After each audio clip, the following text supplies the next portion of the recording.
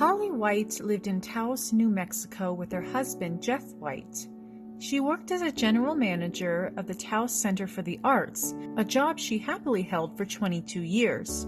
Now, her and her husband planned to start a new chapter of their lives in Albuquerque. Jeff had already started a new job there, and Holly planned to join him after she finished training her replacement and finished packing up her home. On Friday, May 6, 2016, Holly was supposed to meet her friend and co-worker, Cynthia, for a routine morning walk, but she never showed. Concerned, Cynthia went to Holly's house. She didn't find Holly, but she did find her purse, phone, and wallet sitting on her table. Holly also had a farewell party scheduled that same day, and she failed to show up for that as well. Cynthia reported her missing. Holly's car, a blue Ford Escape, was soon located. It was parked near the Gorge Bridge, about 8 miles from Holly's home. Law enforcement and river guides conducted multiple searches of the Gorge Bridge, but a body was never found. However, a kayaker did find a woman's size 9 Skechers shoe. It was found floating downstream. While it's unclear if the shoe belonged to Holly, her husband confirmed that she did wear a size 9.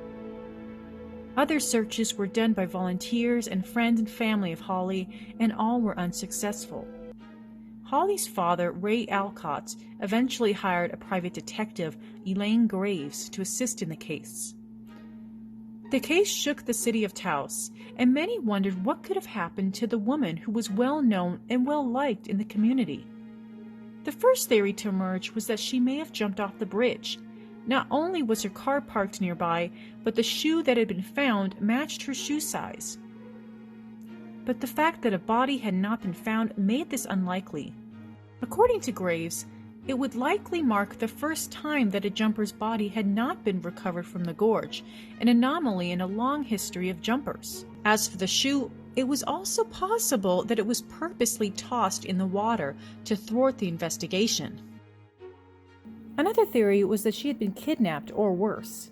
Initially, police questioned her husband, Jeff White, who was more than happy to cooperate with authorities. But not only did he pass a polygraph, he wasn't even in town the day she presumably went missing. He was staying in Albuquerque and had already begun his new job. While he had spoken to her on the phone Thursday night, he said she seemed fine. But could someone else have been involved in Holly's disappearance? A neighbor reported seeing a black Toyota with Colorado plates in Holly's driveway on May 5th, a day before she was reported missing. Interestingly enough, some of Holly's family lived in Colorado, and Holly herself had once lived there. However, the driver of the car has not yet been identified. Fingerprints were pulled from Holly's car, one found on the rearview mirror and another on the exterior passenger door. However, the prints were found to be insufficient or came up with negative results. The last theory is that she left voluntarily.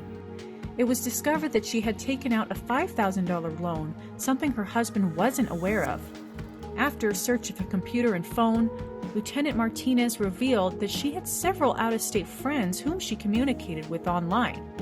Also, since her disappearance, there have been sightings of her in multiple states, although it's never been confirmed that the woman was actually Holly. Elaine Graves believes that answers lie with Holly's personal items. Items such as bed sheets that could determine if anyone else had been sleeping in Holly's bed. Even though early attempts to test DNA on several of Holly's items were unsuccessful, Graves has partnered with a new agency, and together they are hoping to breathe new life into the case, which will include extensive forensics and DNA testing. It's been over 3 years since Holly White disappeared, but her loved ones continue to search for answers to what could have happened to her. I'm just hoping that she's somewhere safe. Holly, we love you, and if anything's wrong, we don't care. So many people care for you. Just please come back. Graves operates a Facebook page called Find Holly White. She encourages that anyone with information to please come forward. If you have information pertaining to the case, please contact the tip line at 575-613-3415. Holly's family is offering a $20,000 reward, and Crime Stoppers is offering a $1,000 reward for information that leads to an arrest.